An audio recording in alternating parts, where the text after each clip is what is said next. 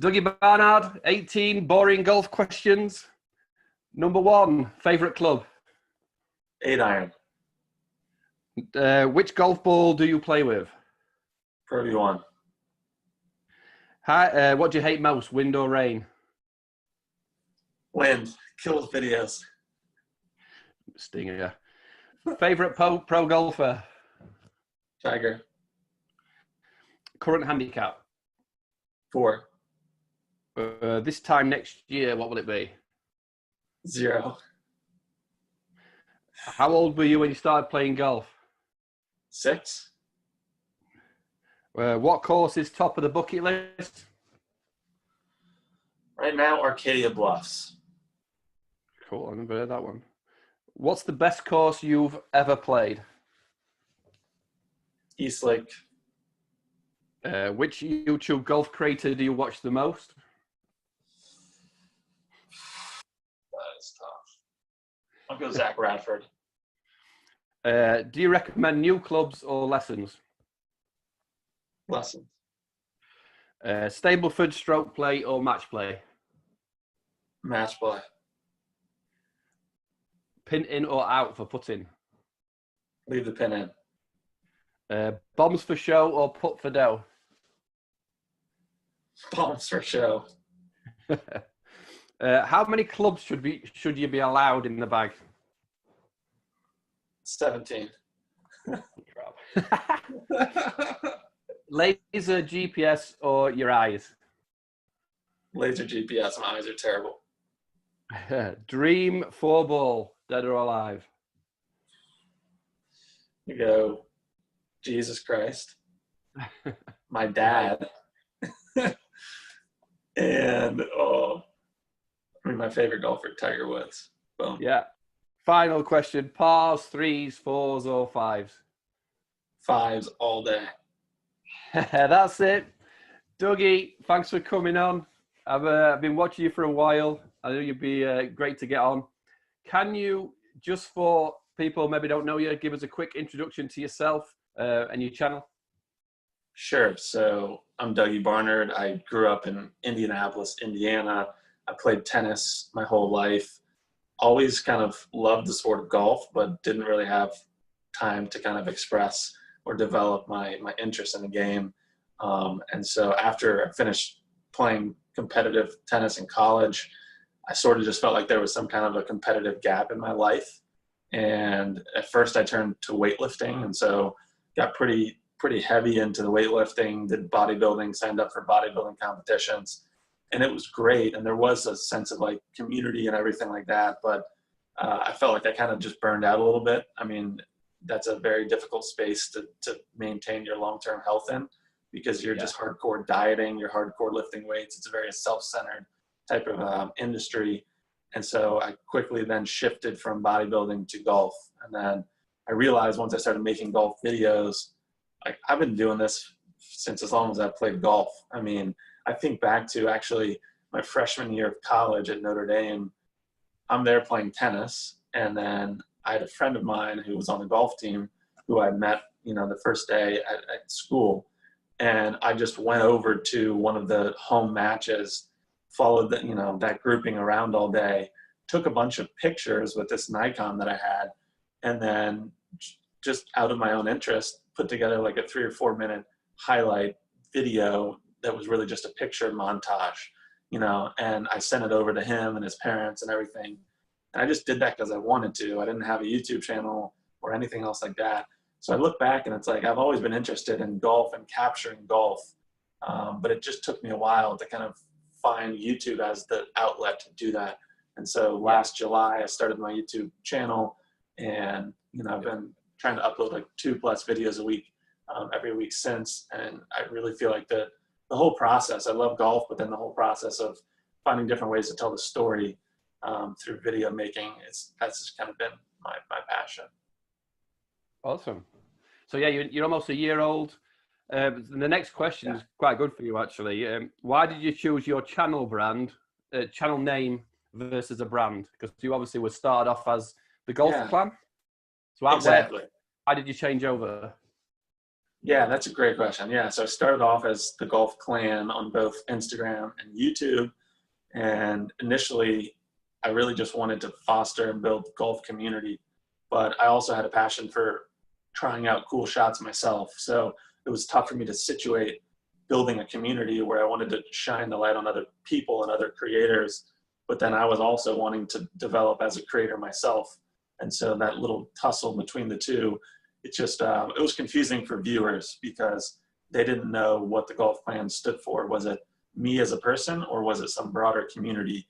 And so, you know, through some conversations and with some friends of mine, I kind of got the advice you should separate the personal from the community brand, so that it's pretty clear if someone's tuning into the Golf Clan that they're seeing other creators spotlighted, and then if they're tuning into your page, which my YouTube channel is more of my own golf.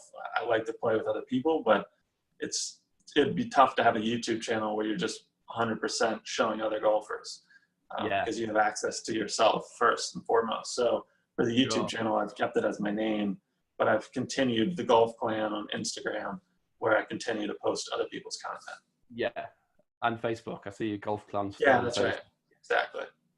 Do you find like being yourself, you're more accountable than the Golf Clan? Do you feel like it lifted your sort of game a bit as more by being your own name?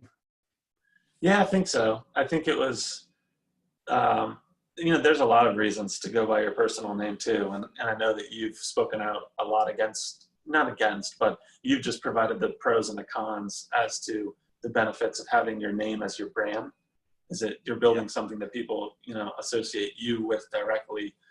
They're not, you know, if they heard your name, they would know you from your channel. They wouldn't think, oh, is that guy's channel? So I think there's a lot of benefits to kind of keeping your name to it. And I've noticed just in the golf YouTube space that, you know, whether or not this is attributable to your video talking about this and starting the discussion, but I've seen a lot of channels switch over to going by their first and last name. Yeah, well, that video's got 37 views, so it may have changed a few people's names, but not many. But I think it's better for just walking into places. Oh, it's Dougie. Dougie's here. You know, I think with Golf Clan, they knew you were Dougie anyway, but I can't think of. I can remember when I started putting the golf sub list together. It was so hard to find some people's names. You know, I can't think who was the hardest one. Something like Golfholics and things like that. People, I mean, like Bogey Brothers makes sense to me because it's two people, and they're not using the real names. Right. Like that, they were fine because they actually commented on that video. Well, what do you think of our name? But for you, yeah, definitely. I like people who just own their name and say this is me, right there. Because it's something I did firstly when I changed my channel, was owning Paul Nicholson rather than calling it our Blue Jeans Media and Happy Me. Happy Me Media, but it was like it just makes sense to me that it makes you more own. You own more when you're yourself. I think it feels better. Yeah, it does. It feels like you're just kind of, I don't know, like you're not hiding. I wouldn't say hiding behind the name of a channel, but unless there's a compelling reason, like you talked about, having two people, it makes a little bit of sense to have some kind of channel name because you can't have both full names. But if it's just you as a person, unless there's a compelling reason to go by some brand name, I think it just makes sense to kind of stand by your own name. No golf on yours. It's just Dougie Barnard, isn't it? Yeah, it's just my name. Is that to possibly go into fitness things later or drop others, or was it just not really? It's not Dougie Barnard Golf, is it? That's what I'm saying. No, I think it's just understood that golf is my life. So no, there's no plans to kind of change direction there. I don't think that the word golf is needed. I mean, no. It could help, but I think shorter is better. It's more memorable. It's whatever. But if you do look at some of the other creators, Andrew Jensen, like Zach Radford, I don't think that they have golf there because you just think of them as golf players, golf creators. Yeah, you know that they are. Yeah, exactly. Yeah. Oh, fair enough. So you were doing like bodybuilding YouTube videos, or you doing fitness YouTube videos before, you said? That's right. Exactly. Like? Was that? Did you find that harder than a harder space in the golf space, or? Yeah, I mean, the fitness industry is just a very different community than the golf one. And I definitely, when I first entered the fitness space, I mean, on Instagram, like you're seeing tons of different creators with multi-million followers on Instagram. It's a huge industry where there's potential. There's tons of online coaches. So the space is just like build a following, et cetera. And then you can kind of build out, some income there. If you get a little bit of following, you can easily create some programs to sell. It's a very Right. much that kind of a space. Whereas like, if you look at the golf space, unless you're a trained PGA professional or you have some background in learning and instruction, you're not trying to build a following to then coach other people to build a following to make a money off of that. Yeah, It's just a different type of vibe and stuff. But it's a smaller, more niche space. Like the golf space and across all social media platforms is much smaller in comparison to the fitness industry, because fitness and lifestyle and just wanting to look good, feel good is a little bit more of a general accessible thing that a lot of people are striving for, whereas golf is harder to get into. It's more niche.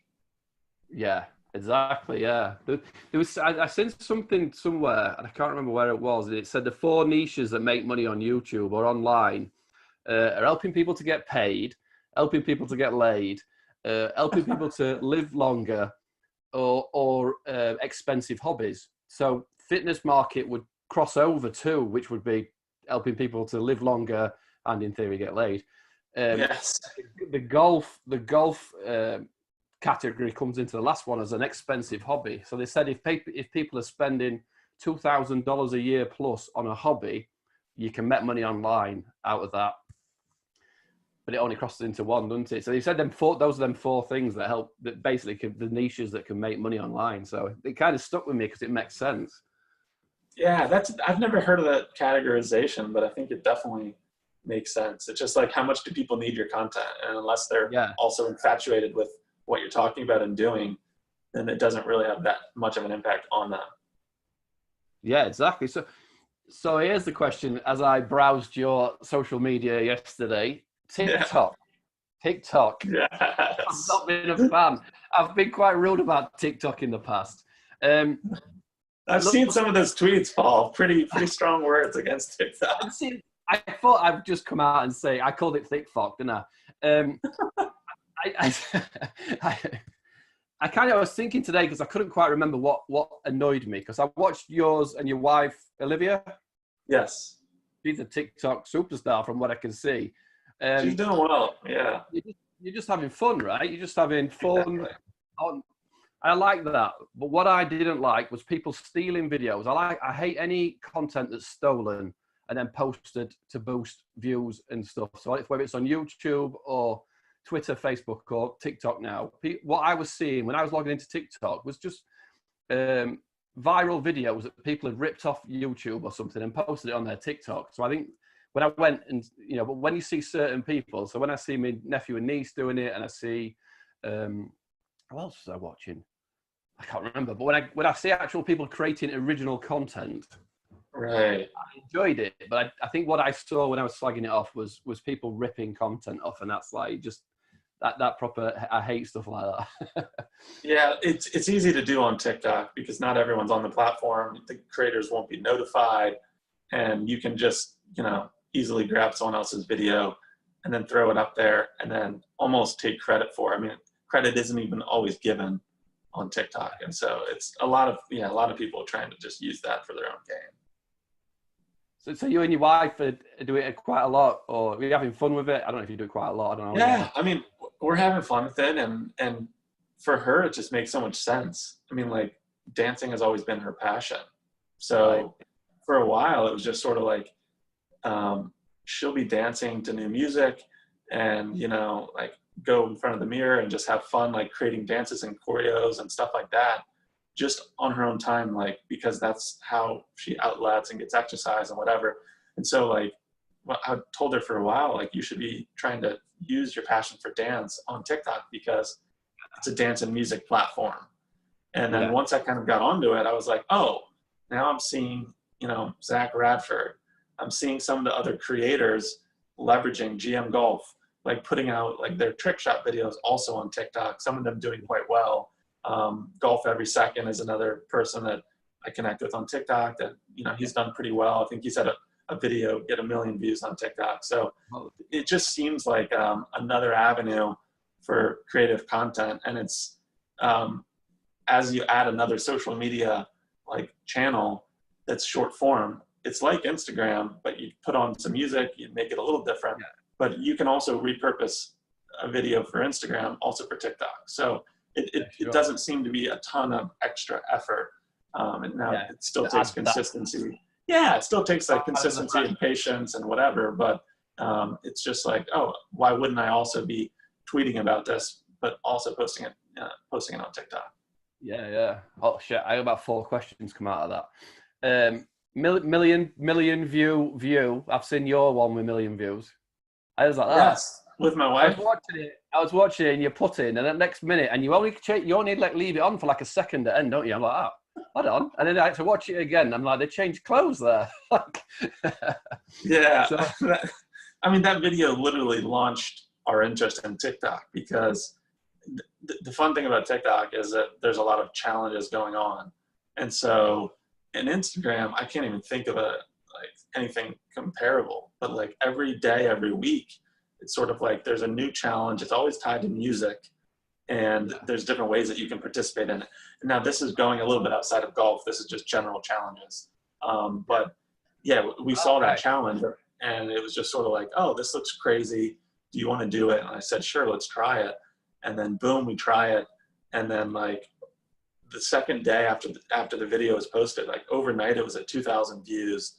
And then the next day it just like jumped to 50, then to 100. And then now it's climbed all the way to 1 million. But it's that sort of like launched, our interest in TikTok is sort of like, oh, wow, I guess like we should try this. Yeah, exactly. Yeah, that's because I kind of browsed down and I'm looking for the ones with the most views, because I'm figuring they're the ones I should be watching. And it's interesting because you talk about patience there, didn't you? And I listened to your podcast with 3 Under Par. Was it? Is it? Yeah, 3 Under Par pod. Yeah. You were talking about patience and how patient you are with your YouTube channel. But was that your second video, or your first or your second video? On TikTok, that was one of our first ones. Just happened. Yeah, I saw that. Yeah. But you're big on patience. Are you big on that process that it's going to take a while? Yeah, I definitely am. Just seeing other creators, and I think I mentioned it in that podcast, or I've mentioned it on one of my YouTube live videos, but Golficity, I think, is just a great example of a channel where a lot of people know them. They're collaborating with the Andrew Jensens and GM Golfs and Seth Browns and everything. But you would see them and just think, oh, they're this big, golf type of media channel, that must have always been big. But like it started 6-7 years ago with a podcast. Yeah, they started with a podcast before the YouTube channel, did the podcast for a little while, got that up and running and churning, and then said, oh, we also want to make video content, so we might as well start a YouTube channel. But the fact that it's taken them 6 years to now get to whatever they're at, 25,000 plus subs, it just kind of shows like those guys have been grinding. I mean, they've been working out of like an at-home office, and then they built up like relationships, and now they're working with Titleist, FootJoy, and now they have access to like some cool opportunities, which leads to cool content. But like 5 years ago, and 1 year into their YouTube channel, I don't know what subs they were at, but they were just like in a very different space. And because they didn't give up, they've been working and they didn't quit. Now they're kind of like, it seems like the world is opening up to them because of where they are now, and the content's just getting better. They have an office, they have interns working on editing their content, and now it's become a machine, kind of like Eric Anders Lang, and it's just like, it's going to keep churning out content. It's novel, But yeah, exactly. So is that part of your makeup? Is it like perseverance and patience? Does that go back to college tennis? And where do you get that from? Yeah, I think, I mean, part of it might come from my athletic background, and then also just understanding the YouTube platform, because I had the fitness channel before. And so, on the fitness channel, I think like in maybe 9 months, I got like 125 subscribers or something. And so I kind of quickly realized how difficult it is to get subscribers on YouTube. It's not like any other platform where it's like, why isn't my why isn't my follower count growing? Like, am I doing something wrong?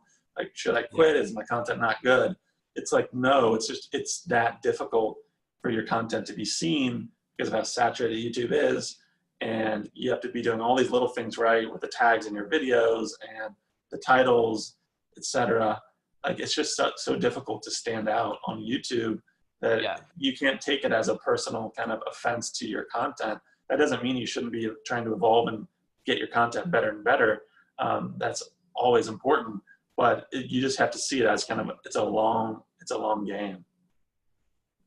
Yeah, it's a great way to look at it. Are you getting that from before athletics, as parents, grandparents? Anybody attributed with a stick to it attitude of? Oh, I don't know. I mean, I think my dad is like a super patient guy, and so just naturally, like characteristic wise, like I'm just more of a patient person, and so I think that just general patience kind of helps. But yeah, that doesn't mean like it's not at times frustrating. I think as creators, like tell me a creator who doesn't feel like, I can't believe my content isn't getting more views. Like, I can't believe my follower count isn't higher. Like, I'm much better than like whatever level I'm at right now. Like, everyone believes that, but with YouTube at least, unfortunately, it's like the survival of who's going to stick with it through the tough part when you're getting 50 views a video and you're not really growing month over month. Like, are you going to be able to like psychologically like stay with it, believe in your content, stay positive, and continue to find ways to like produce more exciting content? Exactly. It's like, to me, that sounds a bit like golf, because when you play golf and you shoot a rubbish score and you think, I'm so much better than this. But sometimes the results don't seem to come until months, years after grinding. When you look and you can do certain things, but the score itself isn't reflective of how good you feel that you are. That's how I feel anyway. When I look at my scorecard, I go, I'm better than that. Golf is frustrating, there's no doubt. Question 2. Question 1 was quite a long one. You've sort of touched on it, but what made you become a YouTube creator? I know you sort of touched on it in your intro. What made you think, I'm going to turn this camera on and I'm going to go for it as a golf YouTuber?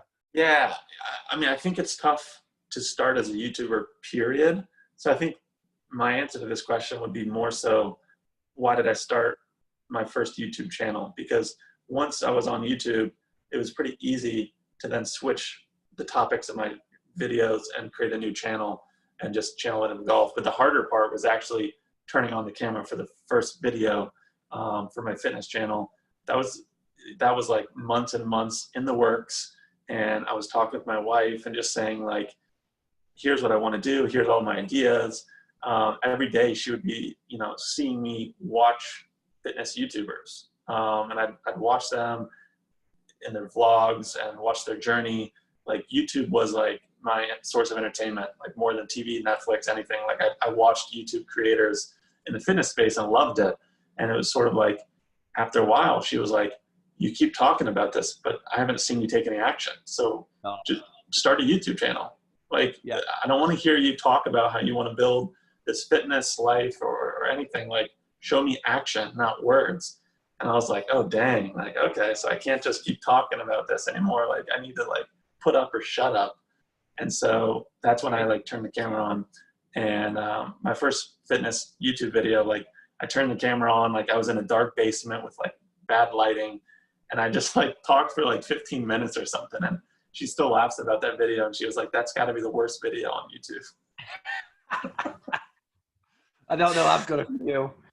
But yeah, that's great. Your wife is, Olivia, your wife at this time, or your fiance? I know you've just gone 3 years married, haven't you? 3 years last week? Yeah. So, wife at the time, Yeah, so it's good that you have, the better half kicking you in the ass, basically saying, come on, I see you watching this stuff all the time. It's your turn to show, right? Yeah, she's helped me a lot, just kind of pushing me and like seeing my passion for certain things, but then keeping me accountable. Yeah. For sure. Does she see the showman in you as well? There's a showman there, isn't there? Oh, she knows it, yeah. Yeah, so you get the dancing on TikTok, and you get the, watching your videos. There's definitely. Have you been at amateur dramatics in the past in school? Is that anything? Singing? Actually, no. I don't really know. I don't know where that comes from. I think like I've just always been willing to try new things, and I'm not afraid of embarrassing myself. So that kind of helps. Just not really. I wouldn't say like I don't care. Like I don't care what anyone thinks or whatever. It's just sort of like I'm just sort of like, why not go ahead and try this, do this, have fun, like be a little like goofy or whatever. And like dance is her thing. So for me to step into the dance world, it's like me, stepping into the driving range and having not really swung the club before. And it's like, hey, do you want to like do this video where you're going to be swinging a bunch? And I'm like, yeah, why not? I mean, like I'll go ahead and try. It's not going to be pretty, but like let's have fun and just give it a shot. Yeah. So two things there as well. Well, so did you all of a sudden find yourself starting to watch a lot of golf videos, and that's when you started to maybe change your tack to, I'm watching YouTube golf a lot more than fitness. Maybe that's what I'd prefer to do. I know you mentioned it in your intro, but yeah, I mean, you found right. I think do you follow your interest. That's what I mean. So when you were tennis and you're into bodybuilding, now you're into golf. Do you really follow your interest and you go all in on what you find you're interested in? Yeah, I tend to kind of like find something that I like and just lock in 100% on that. Yeah. Unfortunately, with fitness, it was like that's just an interesting industry because it's different than golf in that like you're really trying to like put a front of who you are with your muscles and like all this stuff. Like it's a very like image-driven industry, right? In golf, no one gives a crap like what outfit you're wearing, what you look like whether you've been working out or not. Like you just go and hit the ball and like no one really cares. But like in fitness, it's all like your image is kind of like important in terms of like if you're a man, like how strong you are, how big your muscles are, etc. So that was kind of like leading me to focus too much on like aesthetics and like getting a six pack. I mean, like to the point where it's like who is this guy? I mean, like I was like taking Instagram stories where I'm like lifting up my shirt and like looking at my abs, and it's just like, dude, like you're becoming someone different, and like I don't like this person that you're becoming. So that was when it was just sort of like I need to have a hard look at like it's great creating content, but if this process is leading me to become a person that I don't really like anymore, then it's not worth it, especially with the views that I'm getting on my channel, right? So that was like when it was like, okay, I want to authentically be myself. And unfortunately now with fitness, it's kind of like making me, the pressure to grow is changing me. And I'm giving into the pressure to grow and allowing myself to be changed. In golf, the great thing is it's just an opportunity to express yourself individually. It's not like you have a pressure to become someone you're not, to then get views and whatever. It's just sort of like people appreciate the real. Like they want to see the ups, the downs, the struggles. They want to feel like they're with you on the course. Like you don't need to manufacture, oh, I just shot an even par round. Like people don't care. Like if you make double bogey and you're pissed and you're like smashing your club down, people might like that even more than if you're, two putting for par. So it's just, that's what I appreciate about the golf space is that authenticity. Yes, definitely. Because I do a video, I'm going to come back to the fitness thing in another question because it's exactly that question. But the golf, I always say to the guys, it's all about the character. People are watching you because they start to get to know you. So when you do miss a putt, they know how you're going to react. And that's what's funny because they've got to know that you're not going to, oh, that's fine. You're going to slam your club down or, it's real, isn't it? But you can't act all the time. So it's just easier to be yourself, isn't it? Oh yeah, 100%. That's kind of a happy me philosophy, that one. But second part of that first question was, first video I saw you on, and you said somewhere, I just don't care. You just said a minute ago, I don't care what people think or something like that. The first video I think I saw you on was when you were talking about the Bro 5 breakup. Oh my gosh. I think that's the first video I watched of yours. And I was like, I like this guy because he's telling the truth. He's telling us what he thinks, but you were joking around with it. Right. I kind of like that. And that's one of the first things I saw. Then I think I saw you play with the Bogey Brothers. That was probably one of the first golfing videos I watched you. So Yeah. are you quite strong that you will just give your opinion and, you know, you're happy to do that? You don't care what people Yeah. think? Yeah. I mean, I think maybe I should be trying to put out more type of just like reaction to what's going on type of videos. That one was one that it was just sort of like I felt compelled to just make a video about it because everyone was losing their minds over it, and I just wanted to like provide my 2 cents on it. But I think like most of my content is just more like laid back. It's not reacting to, you know, YouTube drama or any of this. But I think also like the golf space doesn't have a lot of that. Like the Bro 5 thing was like a pretty rare thing where two golf channels, you know, or multiple creators could combine to possibly have like a, you know, the potential for like a 10 million sub plus channel, which golf has never seen before. And so that's why everybody really cared so much about it. But, you know, there's not a lot of like spicy type of things going on to like talk about within the YouTube space a lot. And I guess, you know, there's channels out there like Golf Burp and Top Bloke to kind of really stir up the pot with what's going on. Golf Burp, top bloke in his Golf Burp, just leave him to it, innit? Just like let him throw the grenades in. It gets a bit too bitchy if you get down that line anyway, but you were just talking about something that had already happened though, that was broken up, aren't you? That's true. Yeah, for sure. Yeah. So while you were sat on that sofa, there was the lip out, the GM Golf lip out. Oh yeah, 100%. Yeah. Tried to. That was just an interesting video. Like this is a reaction video to a shot that had happened in a GM Golf video. But yeah, there's not a lot to react to.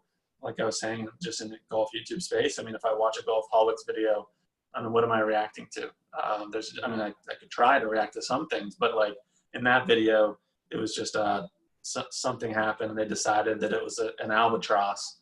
And I was like, wait a second, the ball's not in the hole. So was that actually an albatross, or did you guys, you know, can we really take a look at the video footage and decide like, did this actually happen before it's being pushed out on all social platforms like an albatross? What a shot. So yeah, just wanted to like, you know, take a deep dive there, and to the extent that I can find like more topics to react on, I think I will continue to do that.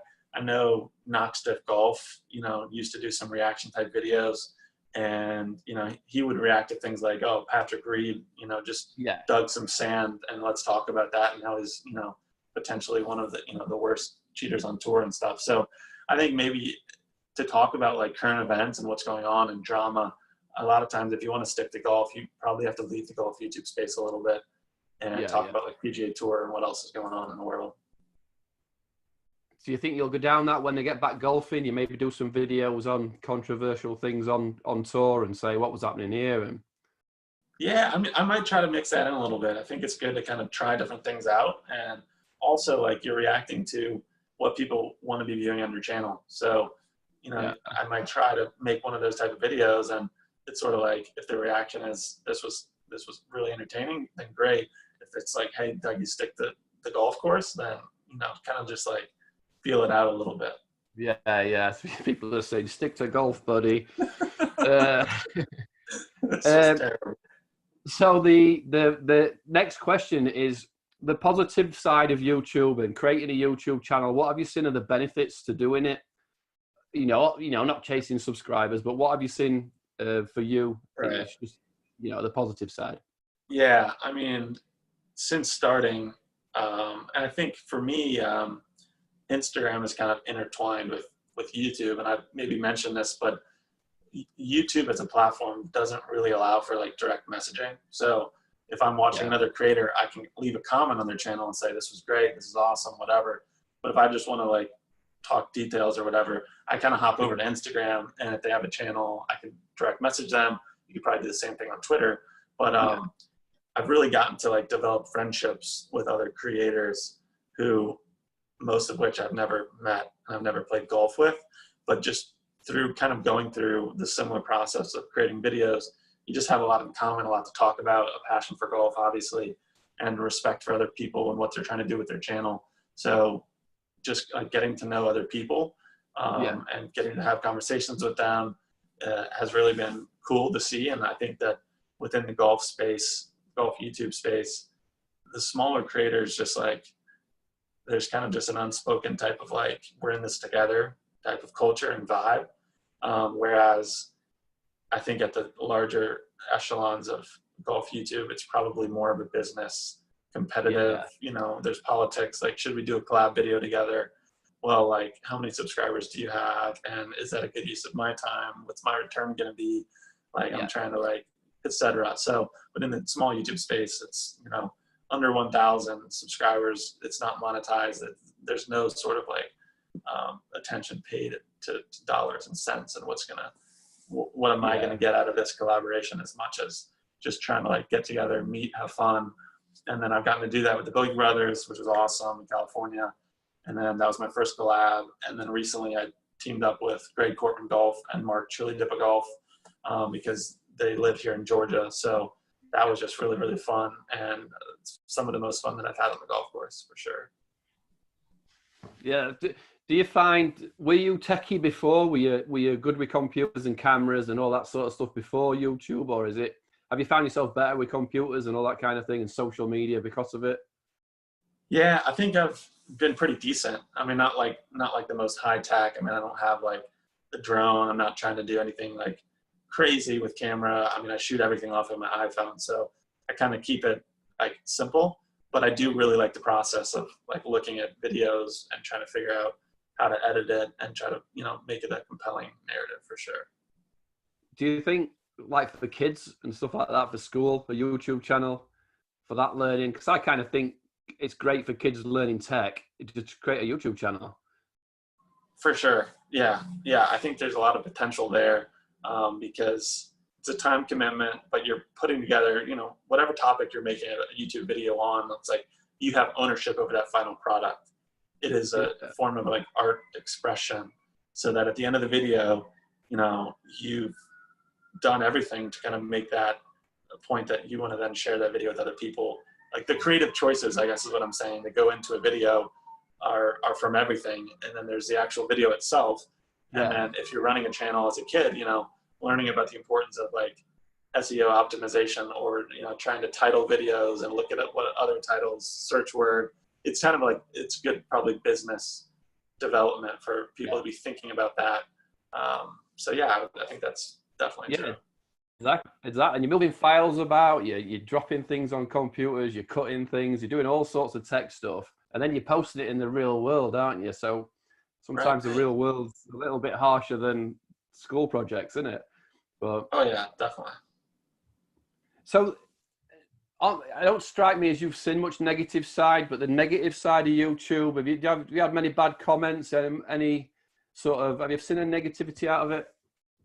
I mean, not a ton right now. I think most of the YouTube comments are positive, and I actually think that I'd be inviting that type of hate onto the channel, which just, to me, it really means that like you're getting out there. If some random person seeing your videos and then like trying to like tear you down, then that means like your video has gotten to that random person. So I think actually getting negative comments is a sign of you're doing the right thing, because people are now seeing you as kind of carving out a lane and being somewhat successful, and they're wanting to be like, no, this guy actually sucks at golf. Like, why do you watch his stuff? So actually, I think that it's kind of a good thing when that happens. There hasn't been much on YouTube. On Instagram, I still get like random comments and stuff like that. And then actually on TikTok, I've gotten quite a bit of comments on my golf videos, just being like, why are you holding your follow through like that? Like, is your name on your bag? You think you're on the PGA Tour or something? Like, or there's no way you hit that drive like 300 yards, like with that swing speed. So it actually comes a lot on TikTok. And I think it's good development just to realize like, hey, like these comments are, actually helping my video with the algorithm and stuff. So I should be appreciative for them, not like getting upset about it.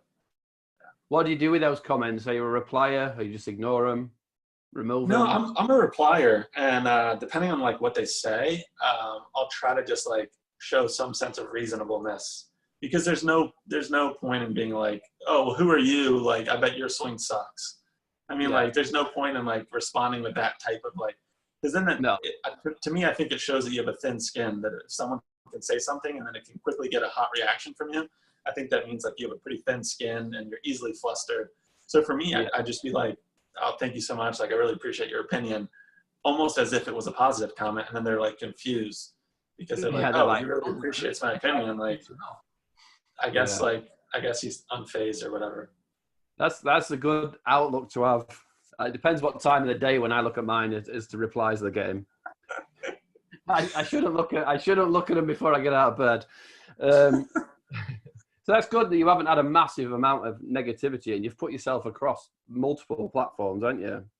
Yeah, I'm waiting for it though. I hope it comes. I hope it comes. You haven't done anything right if you haven't got a load of negativity. Exactly. You need to get blocked by a few golf YouTubers, then you'll you're halfway there. Next couple of questions are about like golf, bigging up golf a bit.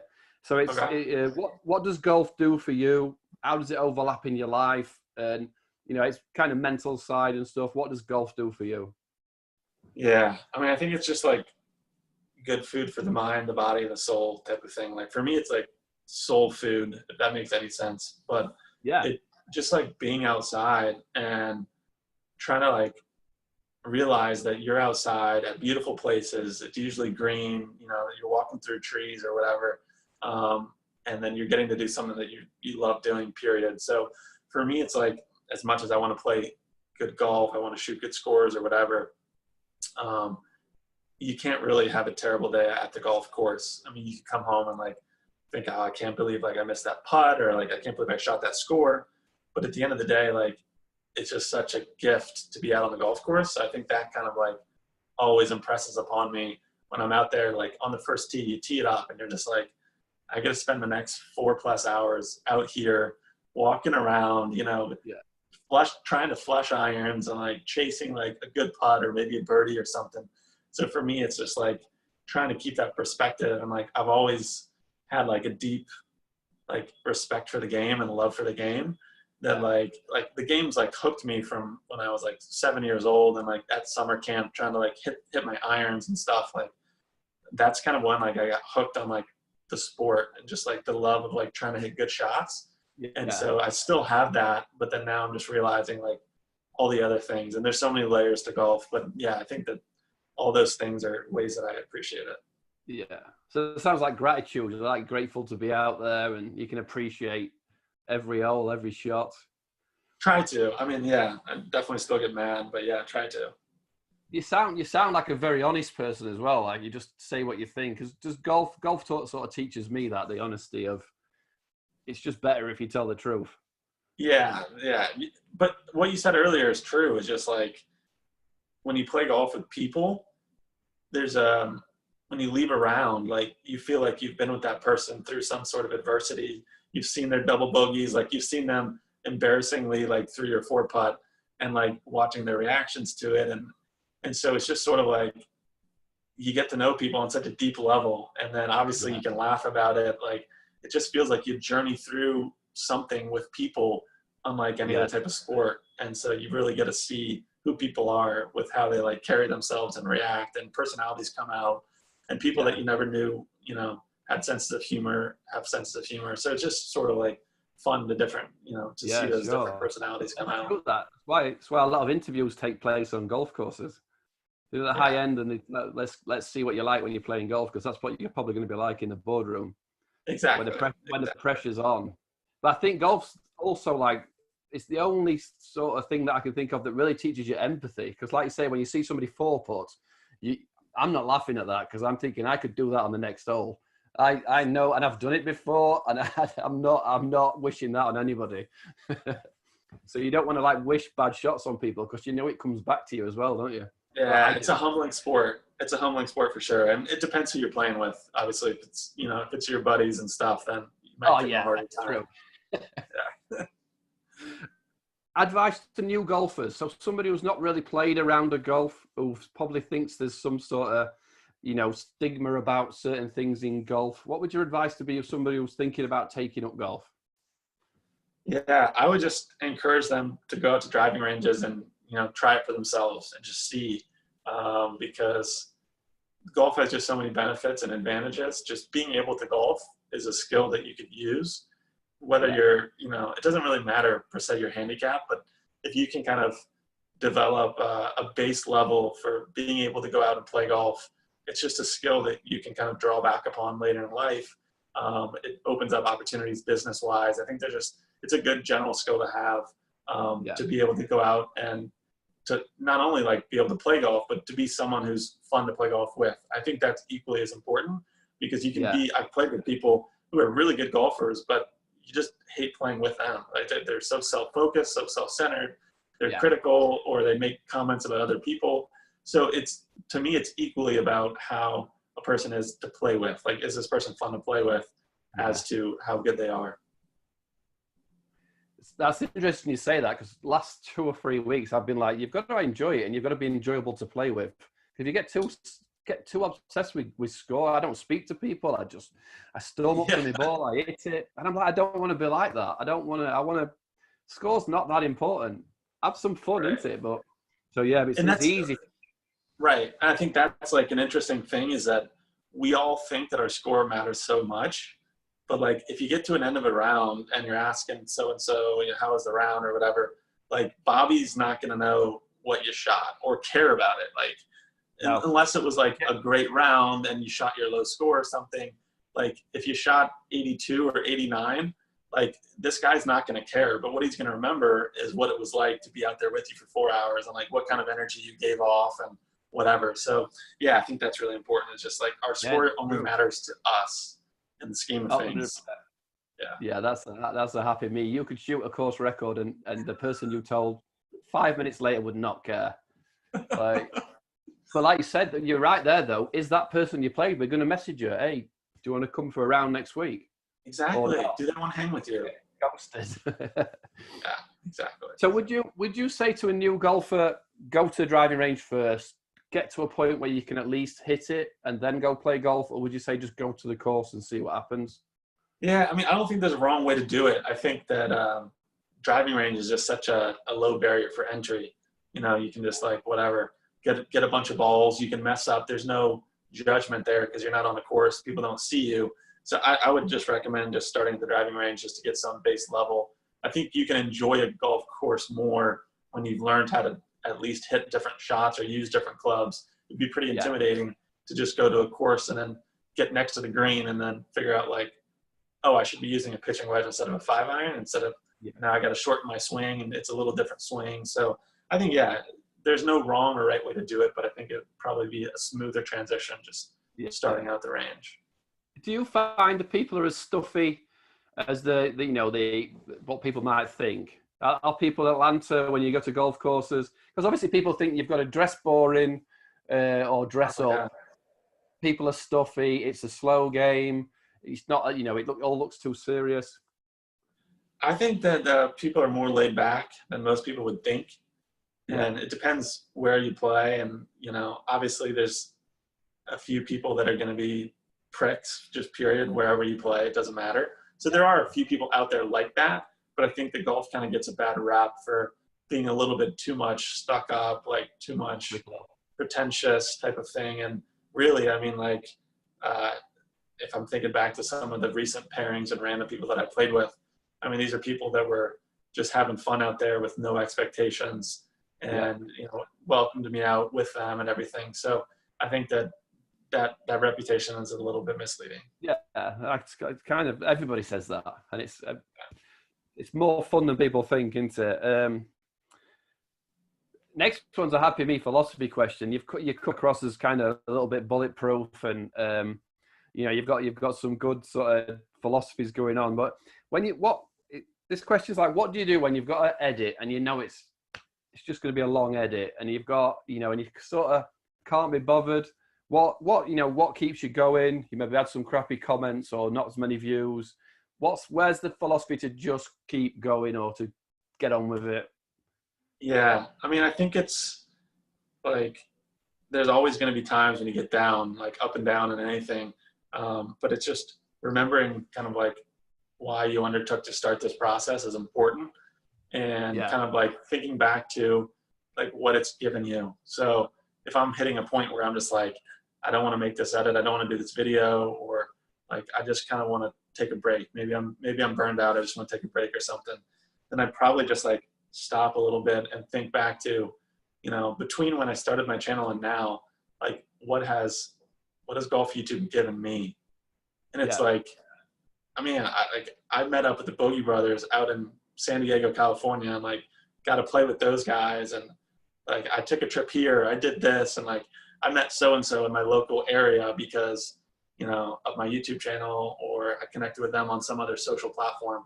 So it's like when you really take it into perspective of like all of these things happen because I decided to pick up a camera and put myself out there, like that is overwhelmingly more important and more significant than whatever like thing is bothering me right now, or whatever I feel like, you know, if I feel like stopping or taking a break or something. Like you have to really just like assess the gravity of what it's given you. And I think for me, that kind of goes back to just gratitude and just appreciation and just realizing like there's far more positive than there is negative.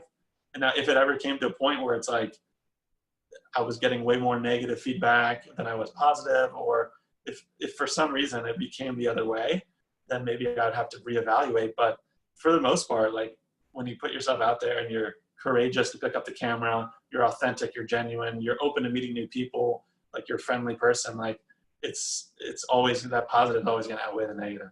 Yeah. Sweet. And you know, if you stall too long, Olivia will come in and kick your ass anyway. Yeah, exactly. Then I'll have to film a TikTok and put on some interesting outfit for that. Talking about TikTok, the water bottle challenge where you put the bottles up. Are you trying to take the spin off the top of the water? That video? Are you talking about the bottle cap, or what are you talking about? Yeah, the bottle cap, the water, yeah. And Olivia just stepped up and did it in about 4 shots. Yeah, that was crazy. That was actually, I think that was one of my first YouTube videos. Oh, was it YouTube? Yeah, it was one of my first YouTube videos. And everyone was like trying to figure out ways to like take the little cap off of a water bottle in creative ways. And so like MMA people were like turning back and trying to kick their legs up and like unscrew the cap of water bottles. And I was like, oh, let's just try this at home. Like, and we pulled out the mat and, you know, started hitting some shots, and I made it and I was super pumped. And she was like, I want to try. And then she knocked it off and made it. And I was like, so yeah, that was like a really fun, light challenge to do, lighthearted. And like, we threw that up there, and then that was kind of at the beginning of the creative process. It was like, oh, I should continue this. Yeah, exactly. Yeah, that's fun. Just step up after your like 100 tries or whatever it must have been. Humble me. So here's the question that's going to go back to the fitness videos. It's the performing SEAL question. Are you wary of becoming a performing SEAL for YouTube views, for subscribers? I think we're going back to Instagram six packs. So can you clarify a little bit what you mean by that? I just want to make sure I understand. Like I think actually it's kind of a question. Would you sell your soul to the devil? Is there something that you do that you wouldn't sit right with you, but you know would get lots of views, and you'd go down that line? Yeah. I don't know what it is in golf, but right. I mean, I'm trying to think about it in golf. I think like when you're a creator, it's just sort of, you're trying to figure out what content people want to see and what content you enjoy making, and trying to find that little balance between the two. So, I mean, there's certainly, but I'm trying to think about like what gets tons of views. And I've watched like some of your videos, like viral videos or evergreen type videos, and like what are some of the biggest videos on people's channels, like Golfaholics. So, I mean, in golf, like there's not really a viral type video. I mean, people do product reviews and it gets consistent views and everything like that, but you have to also look at like what your passion is and what you have access to. So for me, I could never churn out reviews of the latest Mizuno irons because I just don't have access to that. I'm not in a profession that gives me access to the newest clubs and stuff. Now, if I were, then maybe I'd be like having an internal debate. Do I want to just be another product club reviewer because it's going to pay the bills, it's going to get lots of views? Or do I want to be making content that I'm more proud of, or whatever? But for me in golf, I mean, that's the benefit of what we talked about, is that the fitness industry kind of pushes you to become this archetype of a person, which you may or may not be comfortable becoming. In golf, it's like, I'm the one who's driving this car. Like I get to decide what my videos are about and all that stuff. And so I don't really feel pressure to be like doing anything different per se. So I can't think of anything off the top of my mind that I'd be like trying to be a sellout for doing certain type of content. For me, I think it's like at least like trying to stay positive. So when I did the Bro 5 video, like I had to be very intentional about trying not to like pick a side and like be like throwing like insults at someone else without even knowing what happened or the facts or something. So for me, I guess it's just, that would be my version of it, is just like, if I ever start like just throwing attacks at other creators, then, you know, like that's when I've lost it. But I don't, there's the line, you know where the line is. Yeah, for me, yeah, that's my line. Yeah. Exactly. That's interesting what you just said. Brings me into this ridiculous question that comes next. The space monkey question. And are you on the right rocket? So you basically said, you just said, I'm driving the car, right? So the space monkey question, I think, obviously back in the 50s, 60s, whatever it was, early 60s, they were firing space monkeys. They were firing monkeys in rockets into space. And I consider no monkey ever wanted to be in a rocket going that way. So this question is golf your rocket, or is there other things out there that you maybe pursue later that might be leading to, or do you feel like now that this is your rocket that you're happy that you're going? Yeah. And I've actually like had conversations with my wife about this too, is just sort of like, she watched my fitness phase, and fitness for me was a phase. Like I went from like live, breathing, and eating like fitness YouTube and like bodybuilding to like not going to the gym for months. So like for her, it was like, oh, is golf going to be this phase? Are you just going to like go hard for this for a year or two, and then just decide that you want to start making, you know, YouTube videos about, you know, cars or something like totally different, and just like fall off the face of the golf earth type of thing. But for me, I think like my love for golf has been there, you know, since I was a kid, and even before I could express myself like through any type of like golf videos. My love for golf has always been there and will always be there. And I think that I'm like on the right rocket, because I don't feel burned out. Like in my fitness channel, it was sort of like I'm becoming a little bit different. Like my friends are being like, you know, noticing changes in my behavior, and it's changing me a little bit. Like with golf, I feel like if anything, golf kind of brings out my authentic self even more. So like golf actually kind of helps me get in touch with like who I am, and kind of brings out the best in me, you know, for the most part. So I think that, yeah, golf is kind of like here to stay, and I feel like I'm on the right rocket, and I'll always love golf, and, you know, the process of creating is something that I also enjoy. So, you know, I'm hoping to continue with everything. When you answer that, is there anything that there's a niggling in the back of the head? I might do this, or I might do something else. Is there something sort of at the back there that maybe just keeps niggling and won't go away?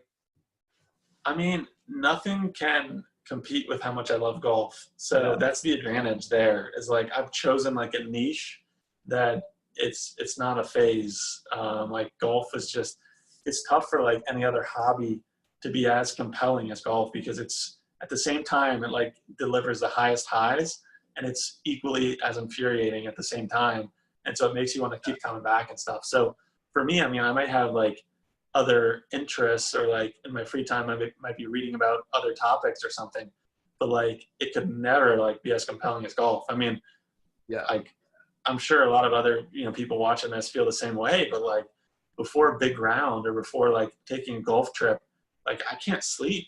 Like, like what else, what other thing could I be doing that's going to cause me to be so excited that I can't sleep? And I just can't think of anything. Exactly. That's great then. That's awesome. So in the next year or so, new ideas, anything you'd like to share? You can keep them to yourself if you think that people are going to steal your ideas, but have you got creative ideas in golf coming down the line when you can get back out there properly traveling? And yeah, I mean, I definitely like to travel, like to collaborate. I mean, I think that in the next, like once things kind of soften a little bit, if travel ever becomes a little bit more, you know, easy to do without bringing risk of coronavirus, then I think I definitely want to like meet up with other creators and travel and try to like, I think that collaboration, I guess, is what I'm trying to say, is I'd like to pursue collaboration to the extent that I can, and, you know, figure out what other creators are within driving distance and try to like make that a priority, because I already love to drive and explore new courses. And so I love driving a few hours and finding awesome courses to make videos on. But I think I might try to enjoy, you know, trying to meet other people, other creators that I can team up with as much as possible. And then I'm also looking forward to, at the end of October, I'm actually hosting a golf weekend called the Creators Cup in Alabama. So that's a time for a lot of different people to come together and meet and make content and play golf. And so that's probably like the next big thing on my mind, is just making sure that as the host of the golf tournament that I'm like putting on an event that, you know, people enjoy. Where's Alabama? Where's that? What do you say? I can't see my map. I've got a world map, but I can't quite see. Whereabouts Alabama? I'm coming to that. I'm coming to it. If we're allowed to in October. Yeah. I'll bring some UK creators. October in Alabama. That'd be amazing. Honestly, incredible. Yeah, I'm excited for that for sure. That's a big thing, though, that, isn't it? I mean, that could really boost your channel a lot, because I know Rick Shields, when Rick Shields did a golf day over here, his channel were kind of flatlining, and he got all those creators together, and it went again. Some people say it didn't, but I mean, I think like I saw YouTube Golf Day, and I was just thinking, like, being in the US, I can't think of anything else like that. I mean, there's a lot of creators, we know that. And then every once in a while, you'll see them get together in small groups or whatever. Being in the US, like Orlando and the PGA show in January is like the one event where it seems like all the creators are in the same space together, meeting, hanging out. And I've never been to the show. I don't know what it's like, or whether these creators actually hang out together, whether they're friendly, or whether there's any beef between creators. But like, that's the one time that people can get together and try to do things. And so I was just like, there should be a dedicated like weekend for anybody who makes golf content. It doesn't have to be just YouTube. I mean, I talked to a lot of people that have golf podcasts and other types of golf media. And like, I just wanted to try to put something on the calendar and give people the chance that wanted to meet up in person from different parts of the country, like a place to do it. And Alabama was a good place to do it. Yes, awesome. So have you got venue set? Do you know which golf course it's going to be? Definitely. I got venue set. It's actually a 54-hole complex, and one of the courses recently hosted a Symetra Tour event. So the courses are like very, very nice. It's a public course. Alabama has something called the Robert Trent Jones Trail, which is like 460 plus holes of golf spread across the state of Alabama. It's all public.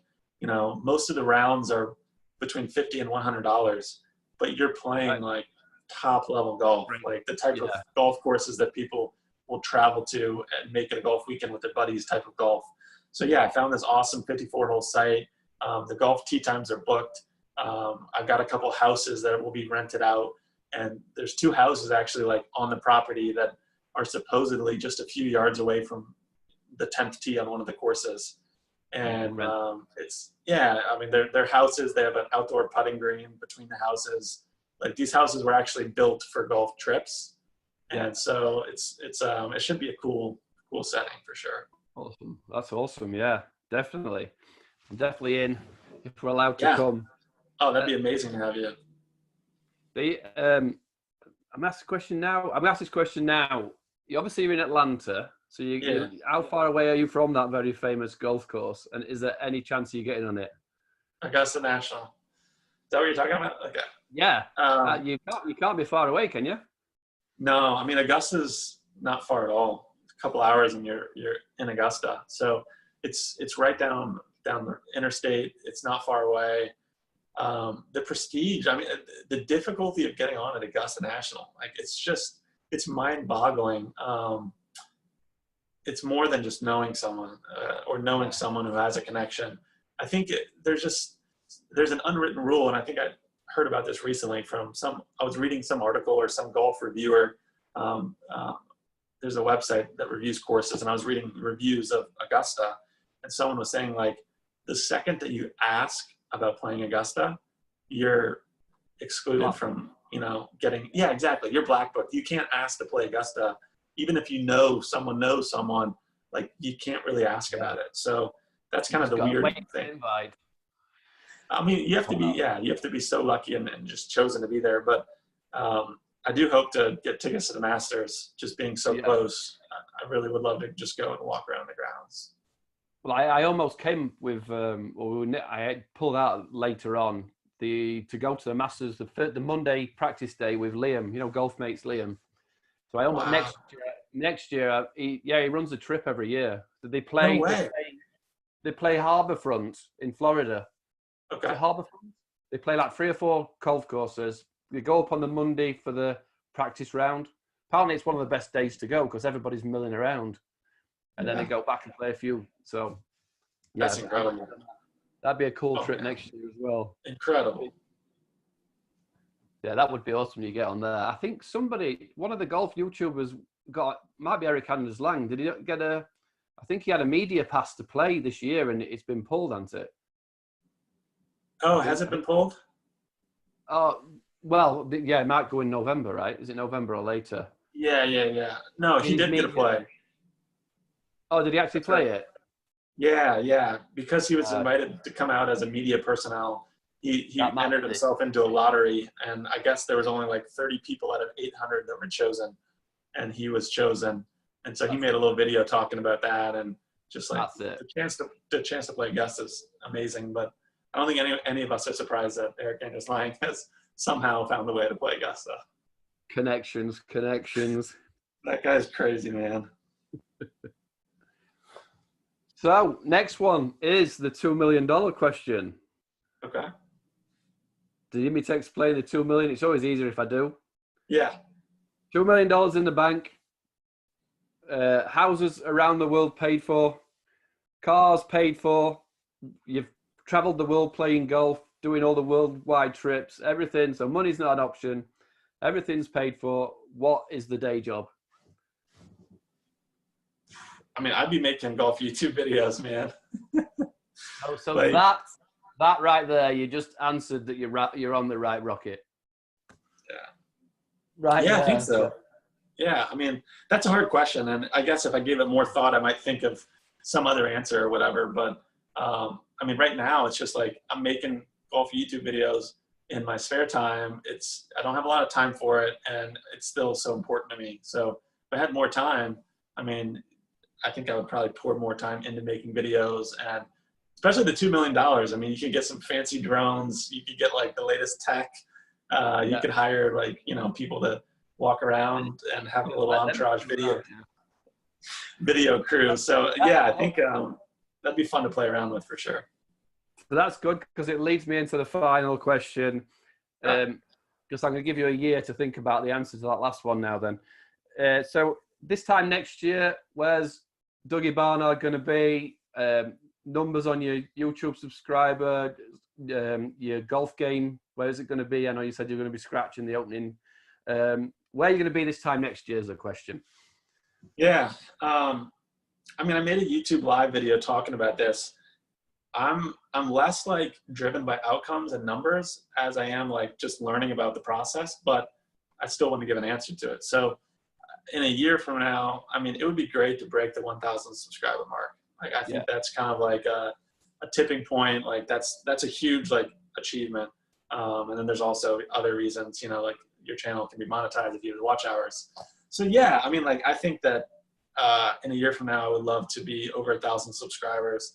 As far as like my golf game, I mean, my goal is to get down to scratch, but I'm kind of like, I feel like I'm caught in a wedge between golf content and like lowering my handicap, and it's tough to do both at the same time. And I'm more interested in the content than I am in necessarily getting down to scratch. Yeah. So I try to like bring the two together if I can, but if I was trying to get down to scratch in a year, I would be spending Saturdays and Sundays chipping and putting and out on the course by myself. And, I wouldn't bother with videoing or doing anything because nobody wants to watch you just practice all weekend. But unfortunately, like that's not going to happen. So I kind of just realistically, it's tough to get down to scratch, but, becoming a 2 handicap, I think is maybe a realistic goal in a year from now. So if I could, shimmy my way down to a 2 handicap and be over 1,000 subscribers, I mean, like, that would just be awesome. Sweet. Yeah. Do you think that 4 handicap to scratch is a really big gap? Do you think how big a gap does that feel to you? It feels pretty big. I was talking to my cousin actually about this last night, and he's like, man, like this one guy that I've seen in your stories, like his swing is so good. And I'm like, yeah, he played college golf. He's a scratch golfer now. and the difference between like what he does over 18 holes and me, like it feels like a lot. And even if it is, 5 strokes, if I have a really good day or something and I'm kind of close to him, then that 5 strokes like is so difficult to get down from like a 77 to a 72, because that's just like the consistency that you have to bring to those last 4 strokes, man. Like, you just have to be so consistent, and that consistency comes from probably practice and time to develop, consistent strokes that can get you down to shooting level par. And right now, I mean, I don't have that time, or I'm choosing to spend that time on content. Yeah, that makes it tough, doesn't it? You can only do one or the other, sure. really. Are you big into goal setting? Do you set yourself goals, or is it just a natural progression? I'm sort of thinking about stuff like this lately. Yeah, with goals, I mean, so for me, golf has just been more of like a passion than it has been like a competitive process in terms of like my game, my handicap, and everything. I think to the extent that I was like signing up for tournaments and trying to prepare for tournaments, then goals would be super important. But because I'm more excited about my next YouTube video than I am about like what I'm going to be shooting on Saturday or something. So because of that, I'm less goal driven, but at the same time, deep down, I do want to shoot lower scores. So I do believe that setting goals is important, and setting a time on those goals and then figuring out what do I need to do to achieve that goal. I think that is important. So that's for me though, where it becomes difficult is like, if my goal is to improve, my wedge game or my putting in some levels, then if I'm putting out an action plan for those goals, like, can I commit to actually putting in the time to do that? Or am I instead going to be, editing? Yeah, I'm kind of like juggling rain in England. I'm judging like, I seen somebody said, you got to be careful because you can achieve your goals. And I set a few last year and I achieved them. And then I just put the pen down for like 3 months. So I sort of went, I want my YouTube channel to do a certain amount of money I wanted to do, and it reached these goals. And then I just took a break. I took too long of a break. So I'm wary of maybe setting my next goal rather than just keep getting better, just keep improving and set no goals. So I'm interested in what people are thinking about goal setting. But you said that when you set the goals, you achieve them, and then you decided to not set more goals? Yes, I sort of like rested back on me channel doing what it was doing. Is that I'm kind of a lazy person. So, it sounds like the goals worked for you, so you should go back to that model.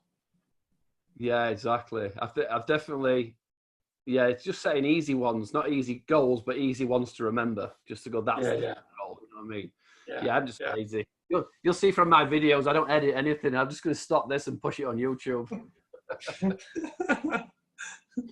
Well, Dougie, thanks for coming on. I've had my eye on getting you on for a long time. I need to get back to doing more of these because I enjoy them. Just give your channels a shout out. Where can people find you? Yeah, so you can find me on Instagram. My handle's @Dougie_Barnard. On YouTube, my channel is Dougie Barnard. I do run a second Instagram account called The Golf Clan. And then Twitter, I believe it's Dougie_Barnard. And then I'm also on TikTok, and it's my name, Dougie Barnard. So yeah, you can connect with me on any of those platforms. Awesome, mate. Well, it'd be great to get you on this time next year and have a review and see where we see. I'm not going to hold you to them numbers you just said. It would just be interesting. And you're really good. I'm sure all the other golf creators would like me to say thanks. You're very good at supporting the community, and you're obviously one of the big supporters of the YouTube Golf Channel of the Week, which, by the way, is you next week. That's true. It is. Yeah. So I'm sure they would all like me to thank you because you're a good part of the community where you're involved in everybody's commenting on videos and stuff like that, and I'm sure they'll appreciate it. Absolutely. I enjoy the process. Yeah, I enjoy supporting other creators, but we've been talking about doing this for a while, so thanks for making it happen. Awesome, mate. Yeah, I'm going to do some more mini sort of stuff in next year. Maybe the big golf tournaments, I'd like to get a few guys and maybe do a Sunday night final round live where we all just sit and watch like the last round of the Masters, or it would have been good to do the Ryder Cup live. That'd be awesome. Just sitting off, giving each other grief. But so yeah, there may be some more invites coming down if you want to jump on some smaller things, but I wanted to get your happy meet out of the way. The first one's the longest. Yeah, let me know for sure. That sounds awesome. Great stuff, mate. Well, thanks a lot. See you again soon.